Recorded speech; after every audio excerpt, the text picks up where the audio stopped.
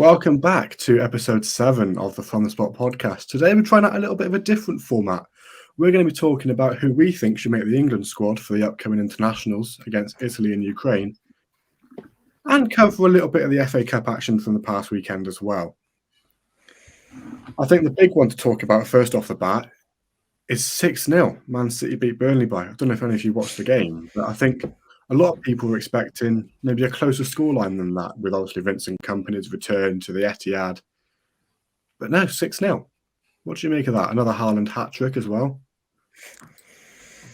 Yeah, it was very much the idea of the apprentice and the master meeting, similar to the storylines they used to write when Arteta was first at Arsenal when he'd ever play against Man City. And I think it was really, really kind of interesting to see the first 20 minutes or so before City's first goal and obviously continued dominance for the remainder of the match. I thought Burnley had a decent account of themselves. I thought that they had a game plan that was quite high energy, but it's one of those where, yes, what you can do in the Championship, at the top of the Championship, absolutely blowing teams away, doesn't necessarily translate to doing it at the Etihad against one of the best passing sides in Europe. I mean, it's very bold to go on the front foot against a team like that, and teams in the past have done it, but 9 times out of 10, the result will always be the same.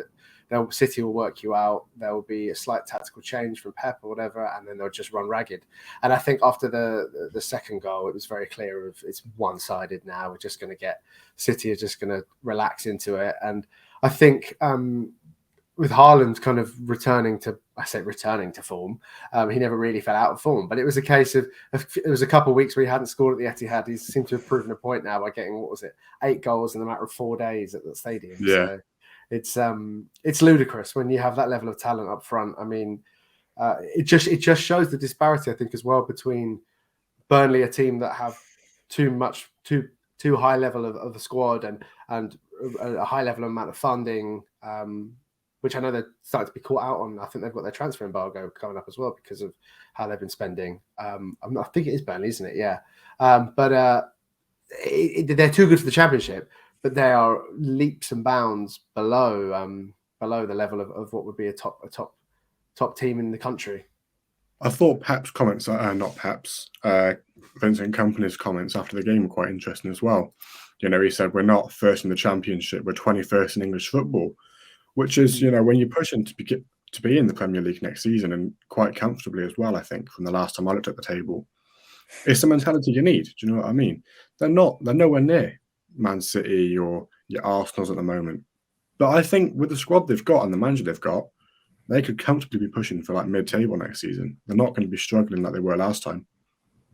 I think he's being fairly humble there. There's definitely a number of teams in the Premier League at the current state that Burnley would turn over 100%. But you're right. You have to kind of approach it in that mature way, in the same way that made him such a top player. He's clearly a very, very well thought out coach, and he knows how he wants his teams to play, and his players believe in what he's doing. And it's really, really interesting. His managerial career will certainly be one to watch. There's that moment of madness at Old Trafford as well. You know, 3 red cards in 2 minutes, and Fulham bottled a 1-0 lead, and we found themselves 2-1 down. I mean, it's the magic of the FA Cup, I suppose, isn't it? But perhaps not what Fulham were hoping for when they went to Old Trafford. No, I'd certainly say that if the situation was to re-represent itself for Willian, would he just look to concede the goal, stay on the pitch, keep battling at 1-1? They had the superiority over Man United. They were clearly the better team in the match, but as you said, completely changed the tie. As soon as the ridiculousess from the manager, Marco Silva, like the rules are very clear. As much as you can be hot-headed in a moment, especially if you're leading a team as a manager, and you go in and do something stupid, it doesn't even warrant kind of thinking about it. Yeah, like it's like he was ignoring Boa Morte. He was trying to pull him back, and it's a case of like, it's very clear you don't go into the technical area when the referee is consulting VAR. It's not like he did something that is there's leniency there. And in the same way, I know there's been a lot of talk about Fernandez's hand at the back of the linesman, comparing it to Mitrovic pushing the referee. But the situation has to come from the fact of, if the referee doesn't give Mitrovic a red card there, what sort of precedent does that set for the other 11 players that are also just as riled up? And there's a talk about giving him a 10-match ban. I think that's a bit ridiculous, because he knows what he did was wrong. I don't think in the cold light of day he would never do it again. But the reason there's a 3-game punishment for a red card is because that's a fair rule for the majority of those sort of things. He wasn't endangering the life of the referee. He wasn't doing something ridiculous that has to have a tribunal review from the FA. It was a moment of madness. The referee responded by giving him an instant red card, which is the correct action, and that's all that needs to be said with it. And Fulham got their comeuppance because they lost the game that they comfortably probably could have won, and it would have been a chance to go to Wembley for them. But Man United are now through, and it'll be a really interesting semi-final. I think the Grimsby game as well is another one, quite a big one to talk about. Obviously beat Southampton last time out 5-0 at the Amex, this time against Brighton. It just shows the golfing quality, I think, between these Premier League teams at the moment. We're saying it's one of the best seasons we've ever had, and I'm not trying to say it's not, but when you can work your way quite comfortably past Southampton but get absolutely thrashed the next time out against Brighton, there's such a golfing quality. And I think this season it's actually bigger than ever. I think we've just got more quality teams than we've had before. I think the teams at the bottom end of the table are some of the worst we've had in a while. I feel like the mid-table teams, like the Bournemouth, Brightons, they've got better. But then the ones just below them, they've just seemed to have got dramatically worse, like Leicester, their situation at the moment, and the other ones as well. It's really odd. I can't even put my finger on how that's even happened. And it's not happened since I can remember anyway, where there's been that big of a gap between, even just like 7th and then 14th. It's a huge one. I think the relegation battle this season is going to be insane. I think Crystal Palace sacking Vieira, I think they've now put themselves in danger of falling down into that dogfight towards the end of the season, because they've had a tough run of games, but I don't think they could have done any better given the games they've had. They've got a good run of games coming up as well, chance to pick up points, but they've binned them off too early. And I think it's difficult. Again, we've had conversations about other managers on the podcast in the past, and when the kind of brass tacks comes down to the fact they haven't got a victory in 2023, and we're almost coming up into April now, once we come back from the international break, that's not good enough. That isn't good enough for a Premier League team. That's not good enough for the quality that Palace possess. But when you look at the actual gameplay and the team, the togetherness, and the fact that they're essentially just one Ivan Toney away from really being where Brentford are, I'd say, maybe they don't create as many chances. It's a different style of football, but you know what I mean in terms of, if you've got a consistent goal scorer that's at your number 9, then you can build around the team. They've had a few fixtures over the last couple of months where Zaha's not been involved, and he's very integral to the team. And like, even take the Brighton game prior in the midweek, when I think they lost 1-0 Palace. They could have done a lot better in the game, and they had their chances. So it's not like the football was bad, and they didn't have a clear kind of plan. And I think we all thought Leeds changing their manager that as late as they did was quite a big risk. But I think Javi Garcia's come in, steadied the ship a little bit. And yeah, I don't know. You're right. They've really thrown themselves. They were involved, I think, throughout really considering it. Even though they were 12th, they were only, I think there's 4 points between 12th and bottom place Southampton. But they've really, really made it difficult for themselves now by getting a new manager in who is going to have to really implement his ideas and tactics for the remaining 10 or so games. They're kind of banking on that new manager bounce now, really, aren't they? Do you know what I mean? I think if they don't have that, they could quite easily go down. Yep. I don't see why you'd get a new manager for them to have to build the tactics and the style of football in the easy games that they have. If you brought him in a few games ago, like teams like City that you were probably going to lose to anyway, that's when you do it. It was very much like Leeds, and it's very odd. Like, I think with Leeds, something happened between the board and Marsh because it was so odd. He got an assistant manager like a day before he got sacked, but this one, especially on St. Patrick's Day as well, like, that's just not fair. Yeah, I mean, looking forward now, obviously, international break, attention turns to England. We've got Italy, Ukraine, I think the under-21s have got France and Croatia. The squads are a bit interesting this year, I think. You know, the notable one that stands out to me is no Trent. I think that's a big omission, but realistically, as much as it might annoy Liverpool fans, can you look at that squad and say he gets in? I think Ben White as well. I'm not sure how you feel about that, Lucas, but I think he should be in that squad. Obviously, he dropped out for the World Cup, so whether that's got something to do with it, whether it's ongoing like personal circumstances.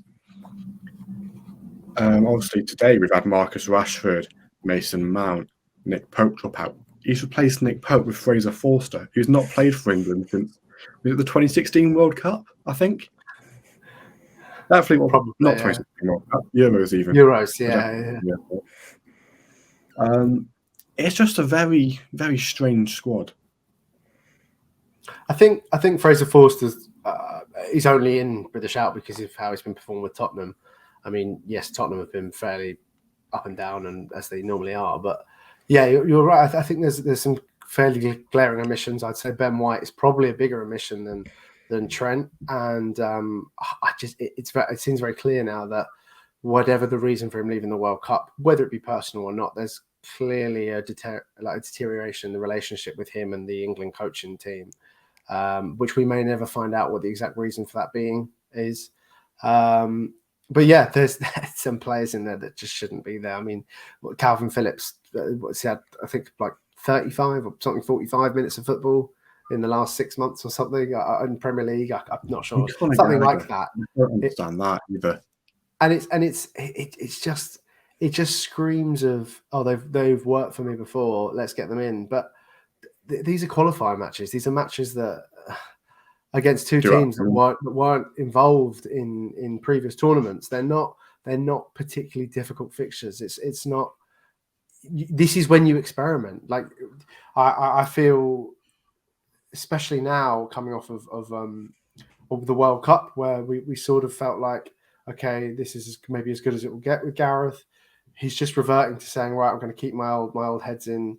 We'll bring in a couple of people that have been in previous squads but never got any game time. I mean, is he going to bring Maddison on at all this time, do we think? Is it going to be a repeat of the same situation before? So, yeah, I mean, you really sort of feel like that the England team, in the same way as most people's Premier League teams, should be picked around Arsenal and Newcastle, I'd say, at the moment, and some Man City players thrown in there, because they're the best performing teams. They're the teams that what is to say someone like a Dan Burn not getting in over Harry Maguire, or what's to say a Joe Willock not getting in over Calvin Phillips?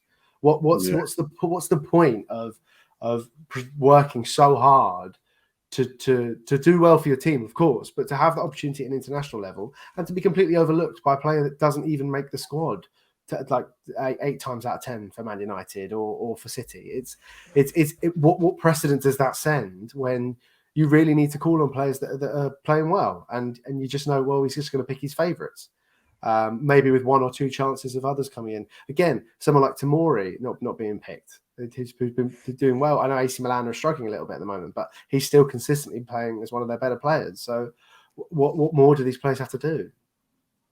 Yeah, I think Ivan Toney being included there is a big shout as well. You know, kind of stems that whole betting scandal that he's been accused of, and kind of gets rid of the rumours that that's why he was left out of the World Cup squad. But I don't know, there's just something about that squad that I don't know what I would change, apart from getting Ben White if it's not personal reasons, or, you know, bring in Dan Burn, like you said, for Maguire. But I think when you look at it, it's actually quite hard to work out how we'll line up.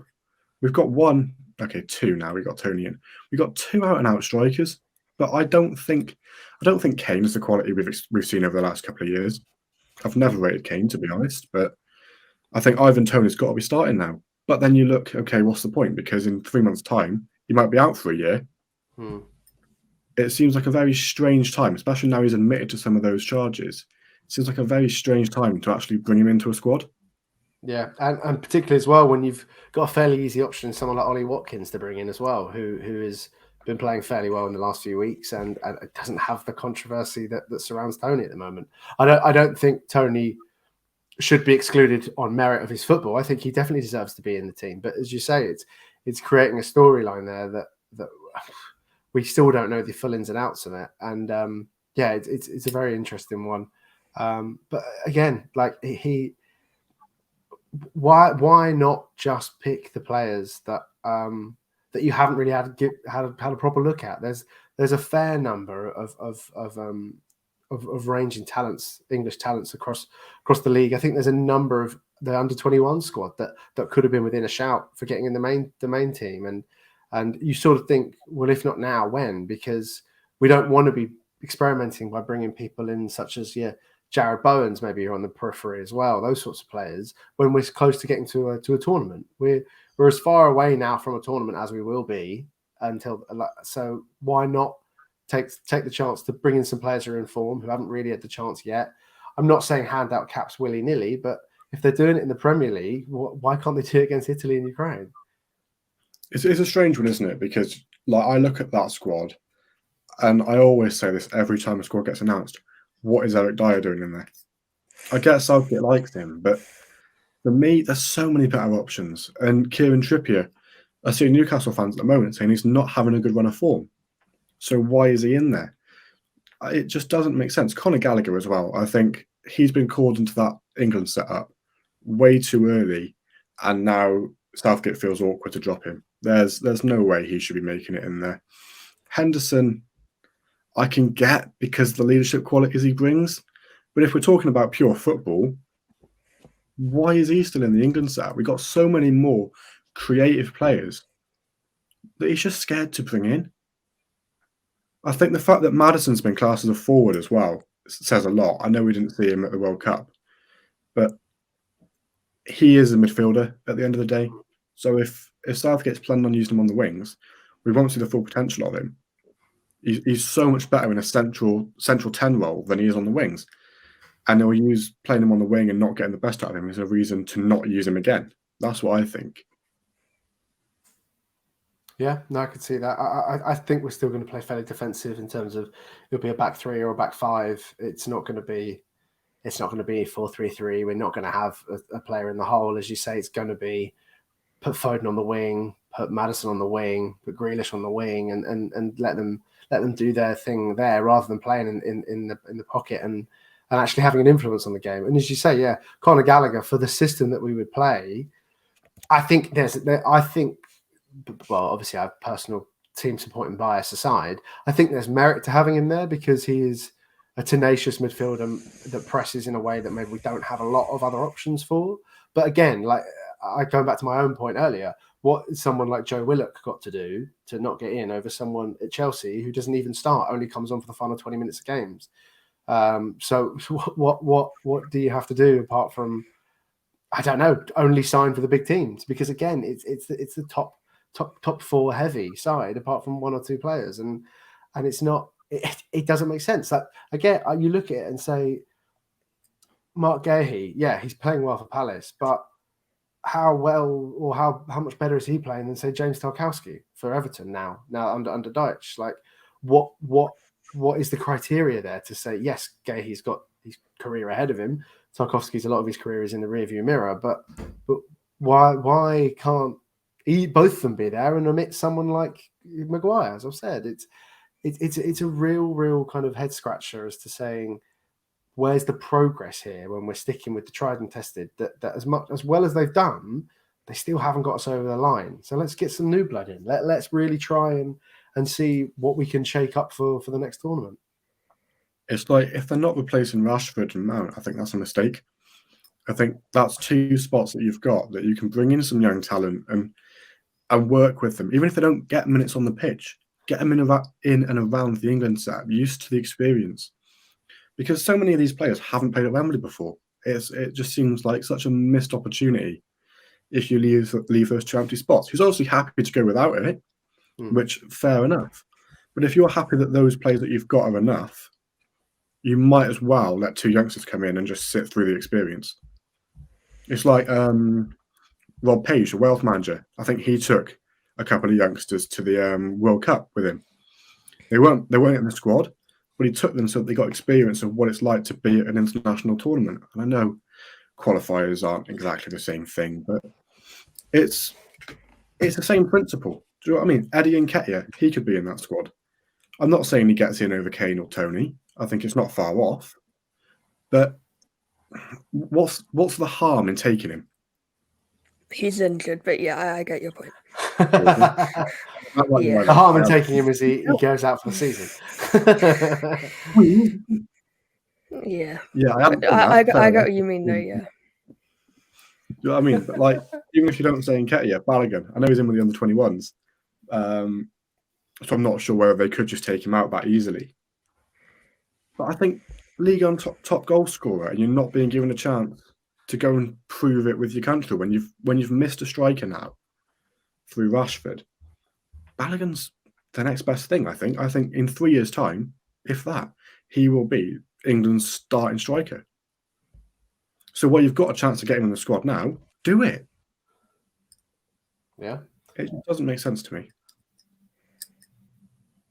No, I agree. I think it's even hard to sort of pick a starting 11 out of the team. I mean, I suppose we could give it a go. Who our starting keeper? If we can, so the 3 of us together come up with the best 11 you can make out of the team. What formation are we going with first? That's the big one. My formation, it might be a bit radical to go from the 5 at the back we used to. I think we do 3-4-3. I really do. Yeah, I think it's we need to be on the front foot. And yes, you can still have the defenders involved in terms of the number of defenders we have, but let them play as wing backs. I mean, Rhys James is essentially a winger when he's at his best. So someone like that, who I've given away who my first player would be in the team. But it's that kind of thing of we need to be on the front foot and having the fluidity of the 3 centre backs where one can step up. And like most of the top teams will predominantly play with 2 centre backs, and then everyone else is going forward. So. Yeah, I think 3-4-3 personally, but I don't know what you guys think.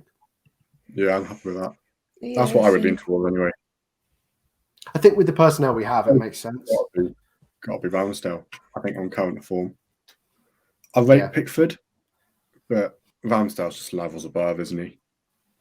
It's funny because you look at... When it comes to penalties in either of these games, so get in between the sticks and he'll do a job. That's the one thing I would only say about Ramsdale is... the penalties against Sporting, it's like a case of that takes nothing away from him as a goalkeeper, and you can't even say that Jordan Pickford would save the goal where he gets chipped over his head because he's about a foot shorter than Ramsdale. So if Ramsdale can't save it, Pickford's not saving it. But you do look at it and go, well, why don't we just implement the Van Gaal tactic? Ramsdale's our keeper, and then if we go to extra time and penalties, we bring Pickford on, like he did with Tim Krul from the Netherlands. Pickford doesn't bring anything other than penalties that Ramsdale doesn't have. I think you'd be stupid not to go with Ramsdale. And it's one appearance, and Ramsdale hasn't faced too many high-level competitive penalties in that sort of scenario. He didn't do badly, but I think he knows himself he could have done better. But it's a case of this guy is still the limit for him. He's still so young. He's 24, isn't he? So he's got a decade and a half at the top if he wants it. So. I think Ramsdale, no complaints really here to say having him as our starting keeper and just going forward as well. This could be the squad that turns out, I think. I think the centre backs is where it gets interesting though. Like, who do you pick? Because for me, out of that squad that we've got to work with, I would say Kyle Walker at right centre back. I'd say Maguire, and I'd say Luke Shaw, which is probably a little bit controversial, missing out Stones. Oh, I don't know. Oh, okay. Because for England, he's actually all right. He works in that system. Luke Shaw at centre back, when he's filled in for a little bit for Martinez, I rate him at centre back. I really do. Whether it'd work in a 3-back formation, I don't know. And Kyle Walker, I think, if you let him then branch out to the right, it would work quite nicely. But whether you want more defensive stability, because my midfield that I've got planned is quite attacking as well. So So whether you'd be better off with Stones, I don't know. I have to disagree with all three of your centre backs. All three. I get the reasoning. I really do, but I can't have Maguire anywhere near a starting lineup for me. Just because, yes, I know he's good for England, but if we want to progress and start playing with the team that will be there for the next couple of tournaments, we need to make some changes. And I think the way it works for me will be a back three of, I think, Rhys James at right centre back. I get what you're saying about Kyle Walker. He's one where you could, I wouldn't be opposed to having him, but I think Rhys James, because of who I will then play on the wing and how I would want the team to work, I think he works best there. And then I think Mark Gurhey at the central centre back position. He's captain of Palace. I think he's very good in the air. He's very dominant. He's quite a natural born leader. And again, get him in a position where the central centre back position is someone who's good on the ball, good at passing. He's good at that, but also is the last line of defence. He's got a bit of pace about him. He's not really going to be influencing forward play as much as the right centre back and the left centre back, which is why I then say put left centre back John Stones, have that as a back three. Very good on the ball, very comfortable stepping out. They know they can learn from each other. They've got energy and height. And I really think it gives you the option as well. I think Shaw's a good choice. I just don't know if it's the same Shaw we get under Ten Hag as we would under Southgate, where he's got clear instructions of what they want for Man United to do, and he's got Casemiro in front of him, or he's got Malacia who can kind of cover for him as well on the left. Whereas with for England, I just don't know if Southgate will go, oh, okay, you can do it for United. Surely you can just do it for England, but then won't tell the left wing back or the left mid to come back and cover, or he won't plan anyone else to cover for the fact that Luke Shaw is not a centre back. But yeah, there are players to say I would interchange, but I really think it gives you a solid lineup. Rhys James has experience in the highest game you can play in the Champions League final, playing at right centre back, interchanging with Azpilicueta. So I think he works there. I wouldn't be opposed to playing Kyle Walker. Again, I wouldn't even be opposed to say move Mark Gurhey over and put Eric Dyer at centre back. Again, I don't want him there, but it makes sense of he's played there. He plays there for Tottenham. He will be comfortable in that position. When it works, he can play there well. I just don't think he deserves to be in the team at all. But for me, I think just to make it interesting, I think those three work well as the central centre backs. The only thing that would make me change my choices is if Ben White was in the squad. Oh yeah, if Ben White was in the squad, I would go for a completely different back three. Yeah, if Ben White's there, Rhys James comes out for me, and Ben White goes straight into that right centre back position. I think because he sort of plays the hybrid for that anyway. I know he almost essentially gets further forward as well for Arsenal because he's playing that right back, right mid, right DM sort of role. It's a fluid position. In the same way Zinchenko plays on the other side. So it works well, but he's more astute coming in and covering in that centre-back. So with the elbow tactic, as it were, he can shift over. But I would put him in for ahead of Rhys James and move Rhys James to wing-back on that side. Just with the current team we have, if you want to argue Trent in a different squad, I can have that debate. But with the team that's there, I think he has to come in and play that role. And Ben White can play behind. But because Ben White isn't in the team, I think Rhys James goes in that position. What's your thoughts on that, Lucas? Oh, I think a bit of a mash between you both. I mean, looking at it now, I just don't get how Tomori doesn't get in. Like, agree. I wouldn't have Maguire. What are we playing? 5-5? 3-4-3. 3-4-3, right? Yeah. So, yeah, I wouldn't want Maguire in the middle of especially with only two above him. But I reckon I'd go Kyle Walker on the right. He did it during lockdown a bit for City, and he's done it a few times under Southgate. He's been quite good. And then I'd go probably Mark Gahey there. But Tomori just seems perfect for that. So it's annoyed me that he's left him out. But then John Stones as well. I don't think Shaw's quite. I think I know where you're coming from, Rhys, with your lineup, but I don't think on paper John Stones is our most experienced and I can get highest level performing centre back that no one would have any debate about him sort of being involved in a starting lineup. Going really radical. I think to be fair, you could probably swap Stones for Maguire if you're going for that two-man midfield. So that would be the thing I'd change, I think, actually. I'm going to look at it, yeah. But I think I would still stick otherwise with Walker, Stones then, and Luke Shaw. The worry you've got to think there is that we have one recognised central centre-back.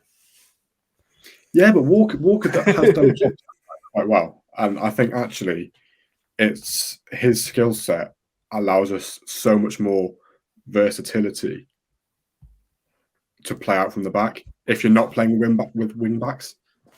Yeah, I mean, if we were playing a five-back, no one would ever doubt Kyle Walker coming in. If it wasn't for Rhys James, I think Kyle Walker would be nailed on as our right wing back. Move him in field slightly. I don't think it would actually hurt too much. Yeah, no, I don't disagree. I just think it does pay to have that solidity there and set piece organisation, that kind of thing of knowing you've got an out and out central defender that just knows that game inside out, because it's a very different game to being a right back or even a right sided centre back in a back three. It's a very different style of football. You're not going to pick up the ball around the byline from a goal kick. You're not going to be looking for infield switches of play. It is very much your back's to the goal. All the players in front of you, and that's how you do your role. So I think to expect two players that don't do that instinctively in Walker and Shaw to be there, I wouldn't be opposed to it against the Ukraine, where we should comfortably beat them. But against an Italy team, Italy, it's a risk. An organised team, it's bold. But no, I wouldn't. I still think under better management, I think I could see it working. Yeah, for sure. The midfield, then, I think that's quite a big one, because you look centrally and Jude Bellingham's a nailed on starter. I think he has to be. Mm-hmm. Conor Gallagher shouldn't be anywhere near that starting 11. Neither should Calvin Phillips. Declan Rice, I don't know. I really don't know. I think he's probably one of the better options. I wouldn't put Henderson in there. I think he's past his best.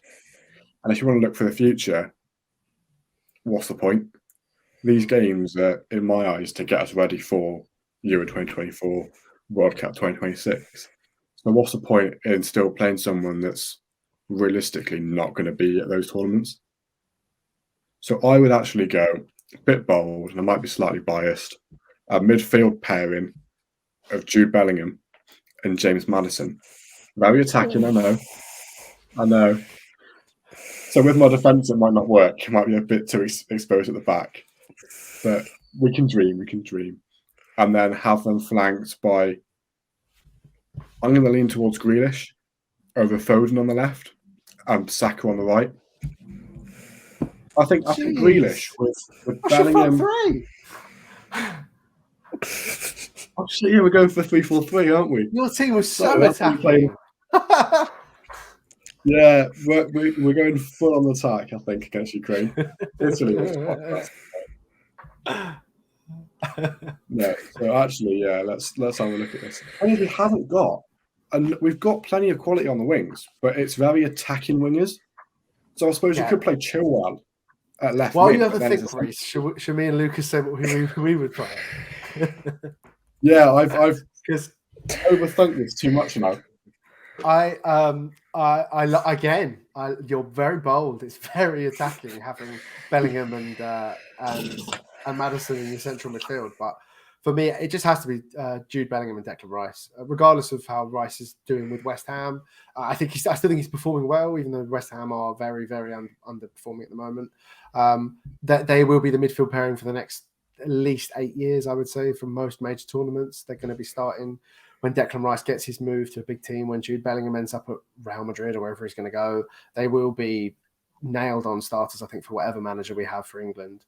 And they counteract each other perfectly, I think, because that allows Rice to be a combative pressing midfielder as well, and it allows Bellingham to do what he needs to. And if we've got a central centre back that can step in a bit and cover, then we can always play on the front foot with it. And I think whoever we have there, that should be the way that we should kind of line up. And then for me, my kind of wing back / right mid, left mid, I would go Kieran Trippier on the right, because his set piece delivery is ridiculous out of all the players we have. His just set piece ability in general, his free kicks, whatever it may be, is very, very, very high level. And I also think it would allow, he has the tactical intelligence and the expertise to rotate with James in my team, to have James kind of push up, they can interchange. James can come in field a bit, Trippier can cover by going back. In the same way, I would take on board you put in Kyle Walker and Trippier there, or Kyle Walker and James. I think less so in terms of Walker's ability to play as an out and out wide like player. So I think he does better when he comes inside in the play, as opposed to being really far out on the flank and delivering a deep ball.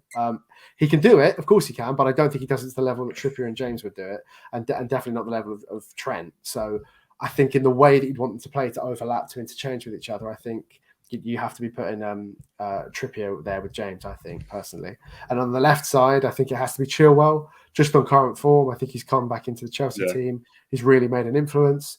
Again, I wouldn't be against Luke Shaw playing there, but I just don't think his focus under Ten Hag relies on him being more defensively sound and having that option there to play the ball comfortably under pressure and to play out from the back rather than getting forward and whipping crosses in. He can do it, and he's very intelligent in attacking scenarios. But I just think Chilwell is a different breed. I think he has that ability to score goals as well, which is really, really kind of a difference maker when it comes to international football. If you've got someone that can be as lethal as he can be at the back post or from a corner, whatever it needs to be, with that left foot shot, it's really helpful. And I think just going back to club football, it's like Marcus Alonso. As much as I didn't like him at my team for a long time, and there's a lot of negatives to his play, he was so unpredictable. And it's always the adage of what would have happened if Chelsea had played him at number 9 for a couple of games to see, because he's very good in the box. He knows how to score, and having a player who can do that from a position where you wouldn't normally expect it. I think a la Spinazzola, go back to the Euros when Italy won, how well he played, and it was a position that you wouldn't have expected to have someone to have such influence on a game. If you've got your wing backs that can score and get forward like that, then it really kind of causes a headache for the team you're playing against. So for me, I think it sort of has to be the balance of they can defend well, but they're also there predominantly to attack, and they can interchange with the centre back. So I think, having Chilwell, Bellingham, Rice, and then Trippier as my midfield 4, I think makes the most sense for me. Yeah, I think having thought about it, I do agree with you. I was a bit confused. You know what it was? I thought I'd already done my wide midfielders, and so I was going straight into my wingers. I still stick by Grealish and Saka for that, though. But I think they've got to be, haven't they, your wing backs? Any differences there, Lucas? What do you think?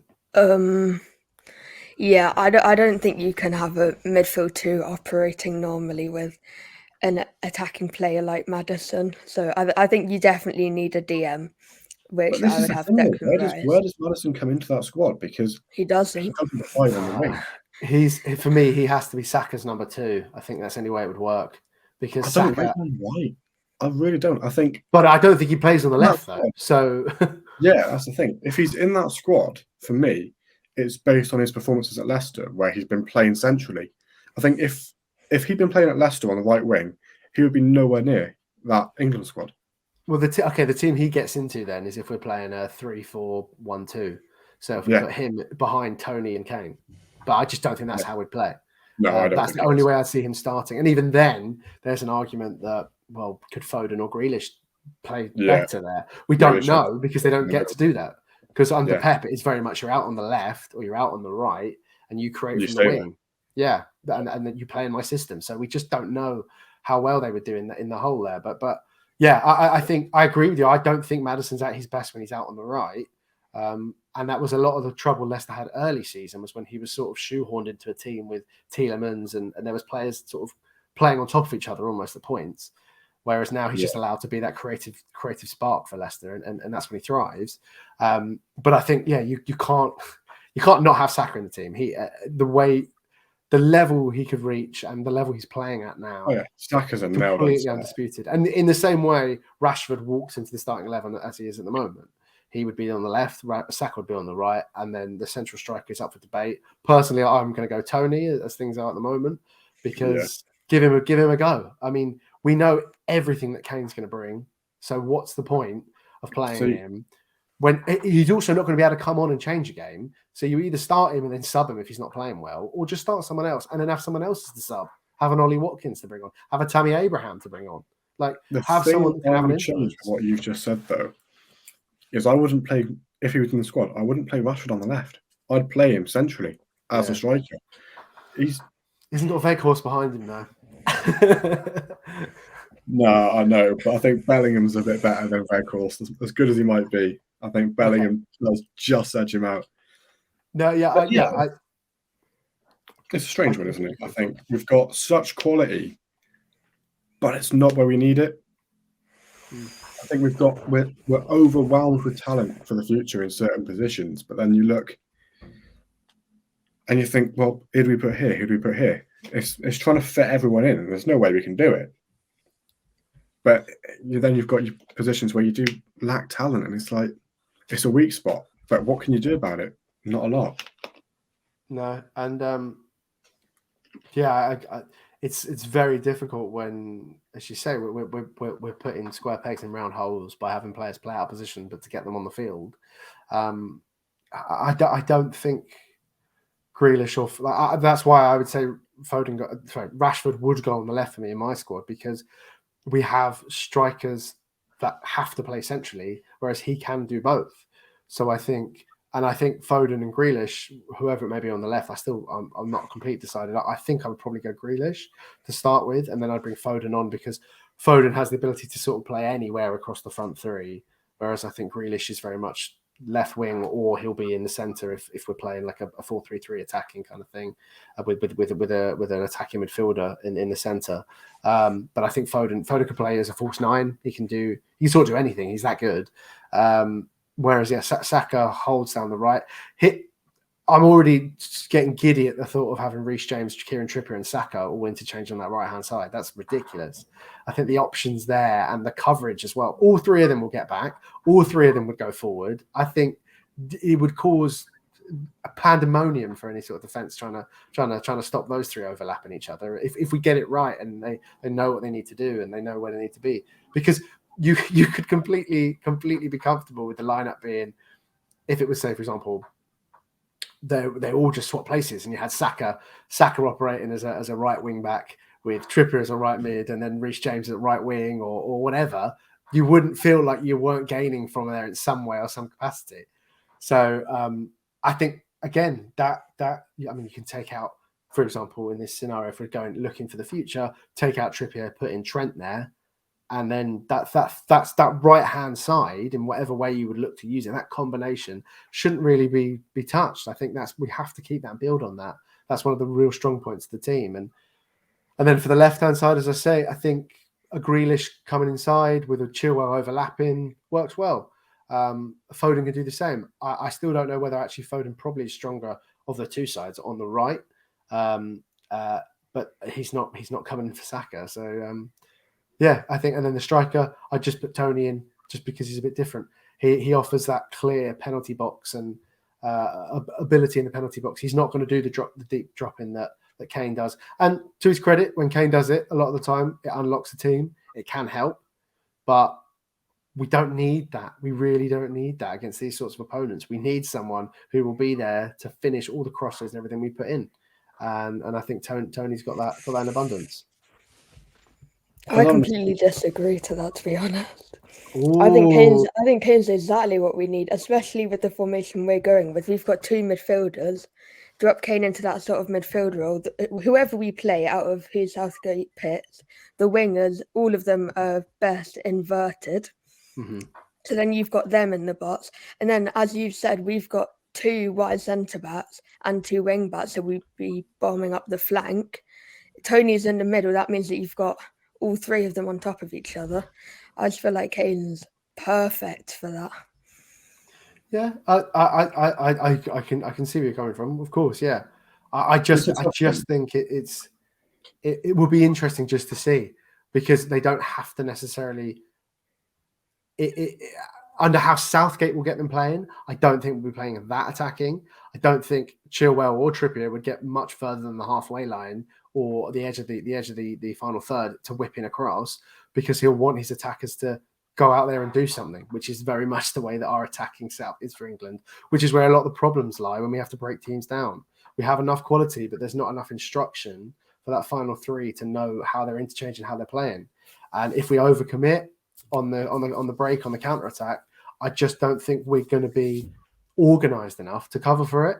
But yeah, no, I'd say if we had a top level manager managing England, I think you're right. Kane in that style fits perfectly, because you've essentially got 4 wide forwards that would come in, and then Kane would drop a bit deeper, play the 1-2, play it off, flip it in behind, and then Saka, whoever is running onto it.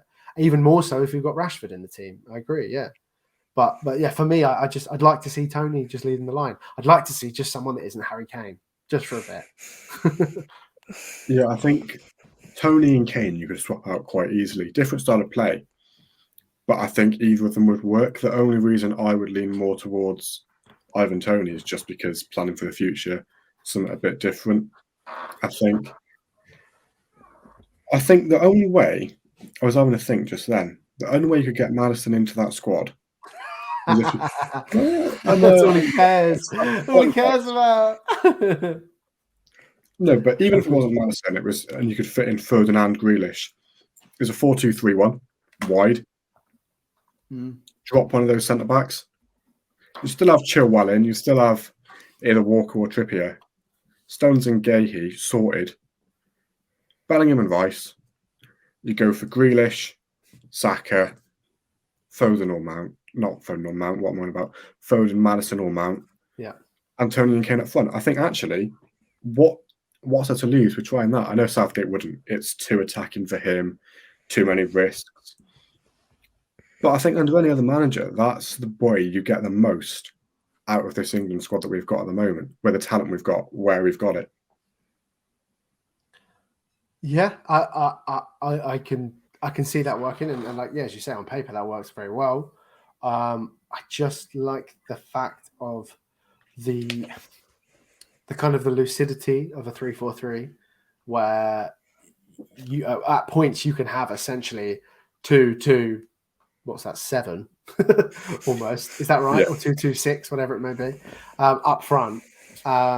When then you can come back and you can cover. You've got people, when people step up or lose the ball, inadvertently, because of the way that John Stones and Mark Gurley like to play, they do like to step up.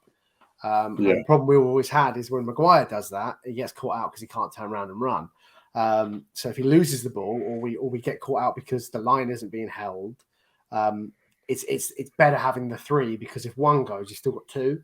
And I just think because of the shortcomings of Southgate as a manager, I think having that ability to have players that will just run up and down for days, then I think we need to kind of look at that more wing backs than not wing backs style, because it covers up for the lack of quality top end coaching that we get from Southgate, just in transitions, because I think we'd get caught out. We really would get caught out, because those players, as you say, like you've got Chilwell or Trippier or Walker, whoever it be, they all want to get forward. So we do lose a little, because they would be told to be overly cautious, and it just wouldn't work in the way that I think we foresee it working. It gives even more license for Southgate to be like, I'll just let those front 4 play and sort it out for us. But if they don't know where they're meant to be running under certain scenarios to then play the ball across, do you know what I mean? We're not going to break anyone down. We're not going to break Ukraine down doing that, I don't think. So I think the width needs to come from the overlapping on the outside, which we're more inclined to do with the back 3. Yeah, absolutely. I mean, it's one that I think's something to keep an eye out for over the coming years. Yeah. I think Southgate, the Euros will be his last tournament. He said that he was tempted to quit before the World Cup, but then you've got the argument of, they're just playing better, or are they just not caring because it's my last tournament. So I think once we get past the Euros, it's time for a change. As to who comes in and replaces him, I don't know. I don't know who I'd want to see in that England setup. I think anyone that plays a more attacking sort of football than we've been subjected to over the last couple of years, because it's not been enjoyable. Do you know what I mean? You go into a game, you think, okay, we're going to go forwards for a couple of minutes, we'll just sit back, and it costs us the game, it costs us the Euros. Like, I don't know. Eddie the Howe. Under-21s have definitely form is coming through. I mean, you look at that list of forwards. You've got Balogun, Madueke, Gibbs White. Okay, maybe not to the same extent. Cole Palmer, another one from City. I do quite rate when I've seen him play. Smith Rowe. Do you know what I mean? That is England's attack sorted. Even the midfield. Do you know what I mean? Harvey Elliott. I love Harvey Elliott. I think he is sensational. Angel Gomez, James Garner, Curtis Jones. It's promising. Do you know what I mean? A lot of them can play anywhere in that field.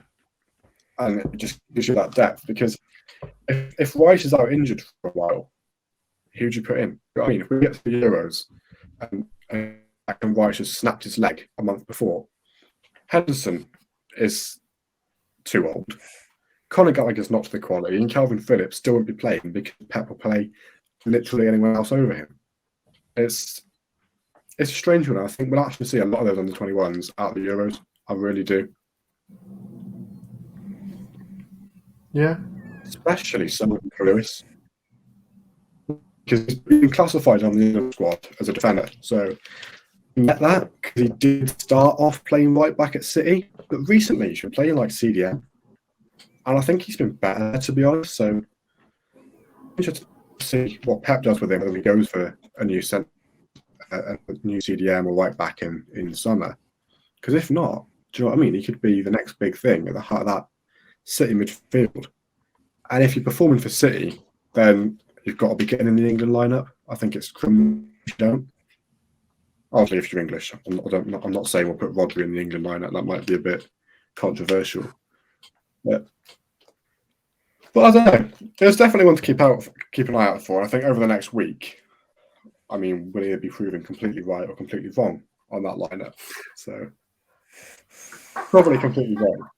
But just to run through it then, the lineup that we've chosen was a 3-4-3 with Ramsdale, Stones, Gahey, and Walker.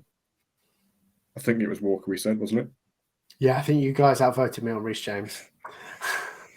And we got Chilwell, Bellingham, Declan Rice, and Trippier. And then Grealish, Tony, Saka, I think was our front three. Yeah. It's a decent little 11, that.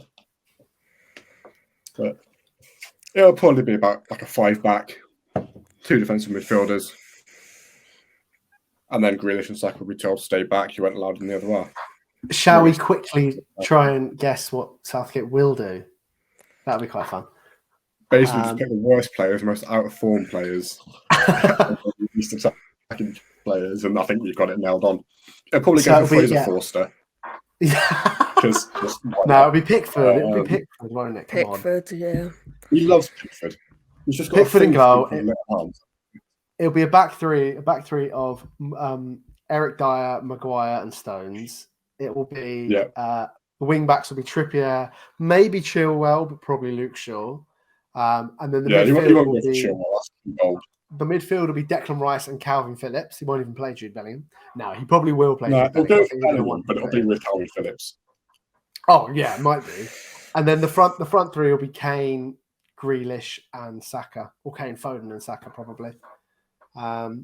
There's a couple players I feel like he can't ignore. He wouldn't even leak out at Wembley if he didn't put back in that starting 11. Yeah. Could you imagine paying very quid for a ticket, going to Wembley and watching a midfield pair with Calvin Phillips and Declan Rice? I'd be fuming. We did it for a tournament though. Like that's what I'm saying. I wouldn't put it past him. The year that Calvin Phillips was our best player, England's best player. Yeah, I'm not saying he's not good, but he's just not played. I think you can't. If you've not played and you can't walk into an England squad and be an L1 starter. I think Jude Bellingham as well. Do you know what I mean? He's doing absolute bits. If you can come in and do it in that England squad. Thing is, like with Trent being out and whatever, you can't even use it to assess how he links up with with Trent and the Liverpool lads had potential to move. Let's so say looking less likely now by out of the favourites or whatever. But I don't know. I don't even know if I want to see Bellingham in the Prem. I think it's actually just too scary. Like, he's just going to run midfields on a weekly basis. I think he has to come to the Prem, but I wouldn't put it past him to go to Real Madrid and then come to the Prem in a few years. But I think he'll probably end up doing the reverse. Look, he's really good friends with Haaland, isn't he? So Haaland's probably telling him, look, come to the Prem. He might not be saying come to City, but he's saying, look, come to the Prem. If you come to City, that's great. He would work in that City system so well. Of course he would. He would be ridiculous. I think anyone would be fair. Yeah, he's just the definition of a pet midfielder. He actually is as well. And City have a really good relationship with Dortmund. Like, think of the players over the years they've signed from there. Like, I mean, they've got Akanji and Haaland from them last season. So I wouldn't be surprised if he went to City and then went to Real Madrid. Him and Haaland went together. That's actually that is scaring me thinking about Bellingham in City's midfield next season. I think Arsenal, Bellingham, De Bruyne, and Rodri right there last of the year. Oh my god! It can't happen. It's not allowed to happen.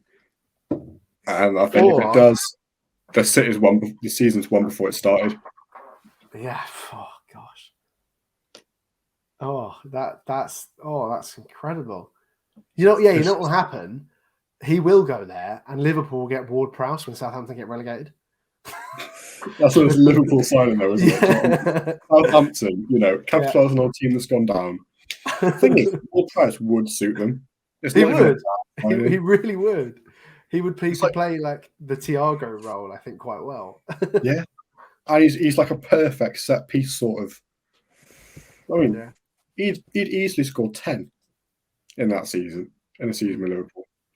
But again, it's another one that we've been linked to. We've been linked to Madueke. Obviously, you've got him. Been linked to Ward-Prowse, and I genuinely do think Liverpool will go in for him if they don't get Bellingham. The interesting thing will be Tielemans is obviously going to go. I think that's pretty much nailed on, isn't it? So you've got a spot there for Ward-Prowse to go into, but how much of a step up is Leicester now at the things stand, especially when he is a player that most top 6 teams would put in their squads at least. So I think Ward-Prowse can do a job at any team, really. Whether he starts is a different question, but he can certainly fit into pretty much any team. Another midfielder that I find hugely underrated is Kefren Turam from Nice. Do you know what I mean? And he's been called up to the French squad, I think, for the first time last week. Both the Turams have, haven't they? Because they were with their dad. It's such an interesting family story. Do you know what I mean? You've got Kefren and what's the one? Marcus, isn't it? Marcus, yeah. Yeah, but that was Lillian. Even though it's his first tournament, he's got so much experience just from his brother and his dad. I think it's not a bad shout to say actually he could make the move to the Prem quite comfortably. Yeah, he's been looking very good. I think he's consistently been played in this more attacking kind of midfield position in the last few months, and because I think before he was very much I would maybe liken his career a little bit to Oxlade-Chamberlain, of he sort of fitted where he needed to fit, but now he's kind of made his case, kept consistent performances, high level performances for Nice, and yeah, you're right. There's a lot of talent, I think, across the French league. Really, there's a lot of like young talent. I think to be fair, I would actually argue that it's maybe catching up with Serie A, not to the level of the Bundesliga and La Liga. But the league has dropped off, to be fair, since Messi's left. I have no interest. I think both Real Madrid, and it's really interesting because Real Madrid still have that element of mystique. But I look at Vinicius Junior and I know how good he is, but he's just because I'm used to seeing Ronaldo there, like peak Ronaldo, and the same with Barcelona. Like they're comfortably going to win La Liga now, but Dembele is not Messi. He's not, and like Pedri and Gavi aren't Xavi and Iniesta. It's not. It just feels like watching the Prem, but not knowing the teams. Yeah, it does. It's like you've just changed everyone's name, but you're watching the Prem. And I just have no interest in that. At least the Bundesliga, do you know what I mean? There's upsets. There's a different style of football. Serie A I've never really been into, but like I can understand where people are. Completely different, again, from the Bundesliga and the Prem. But Ligue 1, I think actually, looking forwards, I think that's where the majority of Premier League talent will eventually come from.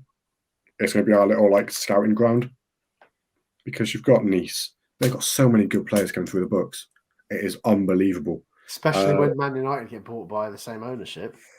Because you Do imagine you know what? That's another interesting topic. I don't think they will. I think they'll go to the Saudis. Really?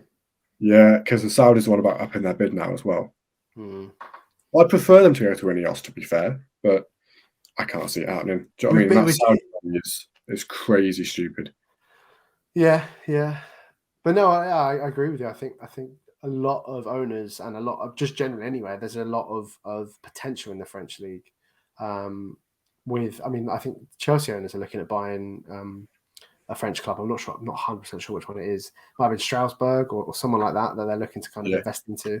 But again, the problem you've got is, does it end up becoming like a Portugal where it's interesting, but they're just feeder clubs? You know that the talent at Porto, Benfica, and Sporting Lisbon are just there that they are the equivalent, I would say, of what a Brighton are. Their top level in Portugal is what Brighton is, I think, for me. Yeah.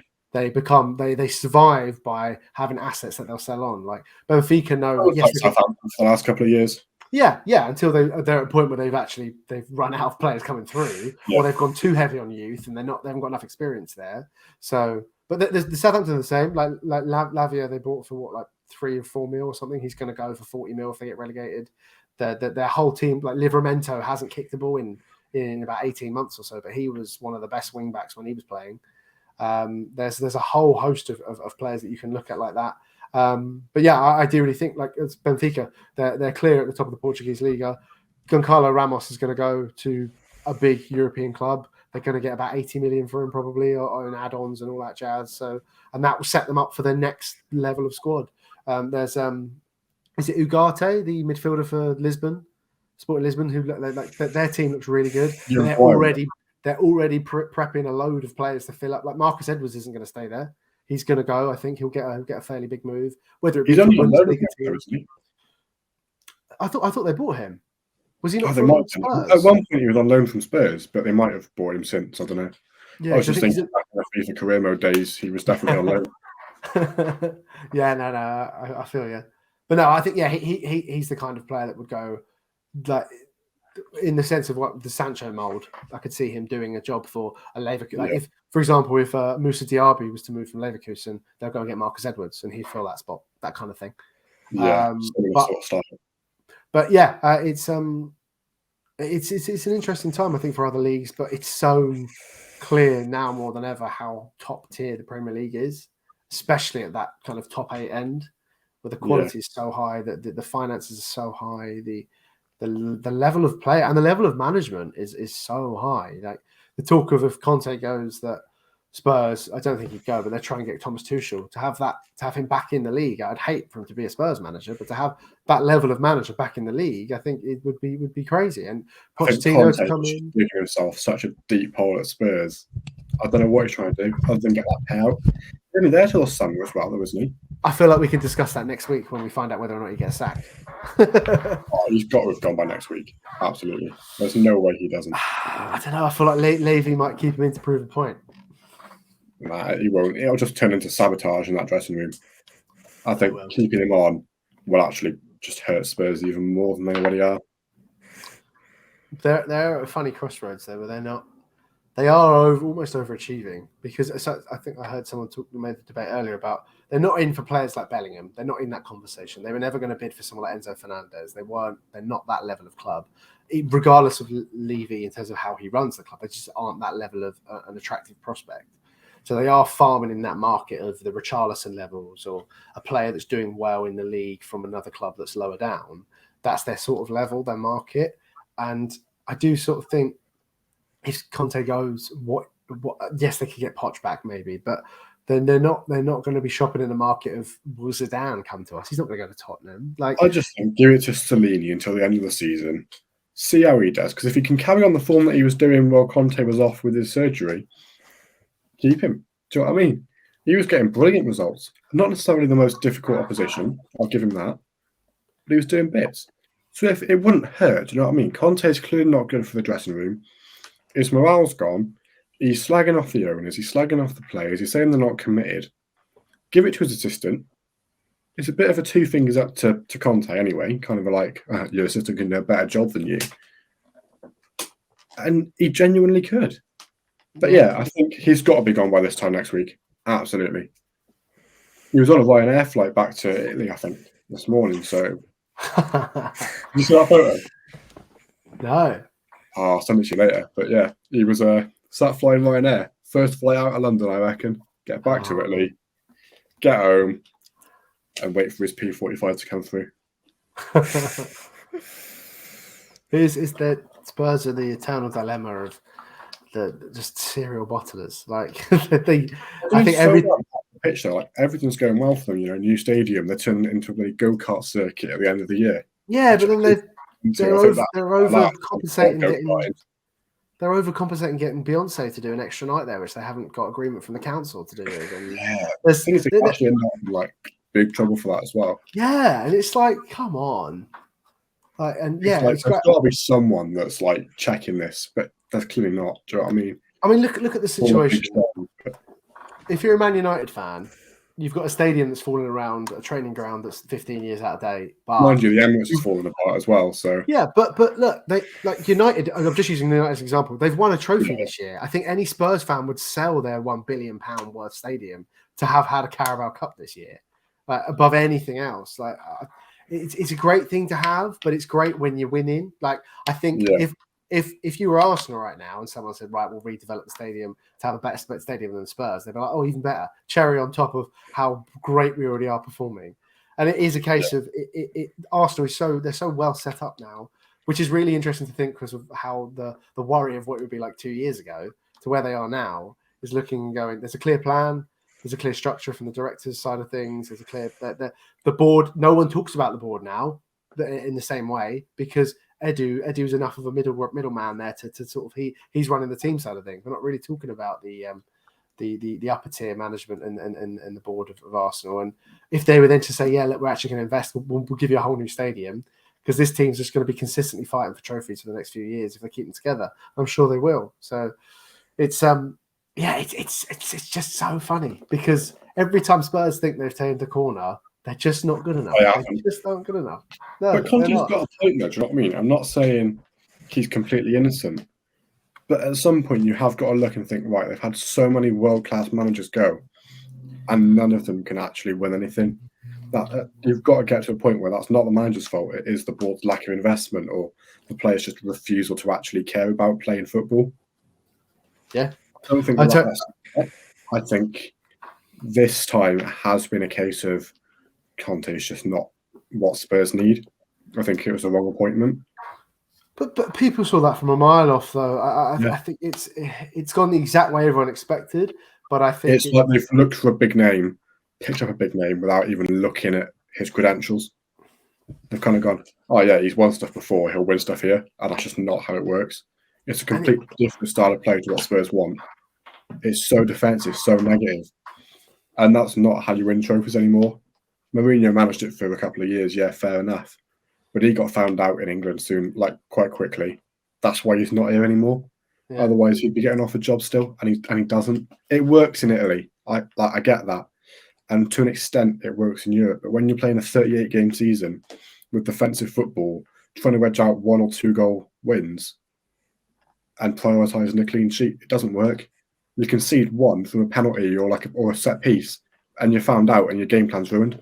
And Conte, especially as you say, like especially the reason he was able to win the league with Chelsea, as good as we were, and as good as the football was, it was a complete surprise to have a team line up in that way, and to have Diego Costa being as good as he was, to have Eden Hazard in sparkling form. Like it's you have great players in an unexpected formation with tactics that you're not 100% sure how to combat. When then it comes to the second season, we did better than I think people remember, but everyone knew how to play against us, and also everyone was implementing a 3-back formation. Yeah, even if it wasn't their first plan, they had it as a backup because they knew it could work in the Prem. It could work if you had the right personnel in the right position. It can work. I think I agree with you in terms of with like the manager of Conte coming in. It doesn't make sense. They need a manager who's interested in a project, but is the project where you go out and buy 4 wing backs in Doherty, Jed Spence, Emerson Royale, and Pedro Porro, and none of them are good enough? Is that the project? That sounds like a really good plan to get behind. Yeah, I think we'll leave it there for this week anyway, and then we'll come back next Monday before this gets too long. We'll come back next Monday, see if our predicted lineup was correct for either of the games. Probably not. And we'll just talk about how we've done, because realistically, we'll lost both games by then. If Southgate's in charge still. So yeah, come back next week for episode 8 of the From the Spot podcast. And yeah, if you're listening to this on YouTube or Spotify, let us know your score predictions for the upcoming games. That's a quick one, actually, before we go. Score predictions. Italy and Ukraine.